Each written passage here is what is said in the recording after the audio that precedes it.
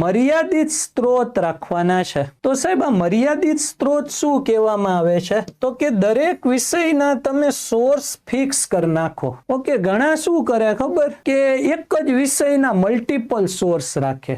આવું નથી કરવાનું, તમે જ કન્ફ્યુઝ થઈ જઈશો ભાઈ. દરેક વિષયનું શક્ય હોય ને ત્યાં લગીને એક જ સોર્સ રાખો. એક વિષયનો એક જ સોર્સ. તમે શું કરો, વિજ્ઞાનની 10-12 બુકો લઈ આવો. એલા 10-12 બુકો બધાયમાં બુકોમાં હરખું જ હોય, તો એવા મલ્ટિપલ સોર્સ નો લાવો. એક સોર્સ જ રાખો, જેથી તમે કન્ફ્યુઝ નહીં થાવ કે હવે આ બુકમાંથી વાંચવું, ઓલી બુકમાં કેવું આપ્યું, આ બુકમાં સારું સમજાયું, અમુક ચેપ્ટર આમાં હારા હોય, અમુક ચેપ્ટર ઓમાં હારા હોય. તો એવું કરવાનું નથી. મર્યાદિત સ્ત્રોત જ રાખવાનું અને બનતા સુધી એક વિષયનો એક જ સોર્સ રાખો. માનો કે બંધારણ ભણતા હોય, ખતમ, રવિ સાહેબના લેક્ચર જોવો છો, વાર્તા પૂરી. તો બસ એ કામ નીકળી ગયું કે ભાઈ એક જ સ્ત્રોત, સાહેબ બંધારણ ભણાવે છે અને મારી પાસે કોઈ એક બુક હોય, વાર્તા પૂરી. હું તો અહીંયા સુધીની ના પાડું છું, બુક કરતા પહેલા ફેકલ્ટી કરાવે ને એટલું પહેલા કરજો, પછી તમે બુકમાં આવો. બુક આખું બીજા નંબરની વસ્તુ છે, પણ પેલો નંબર ઈ કે ફેકલ્ટી કરાવે એટલું કરી નાખો, તમારું 90% કામ થઈ ગયું છે. હવે તમારી પાસે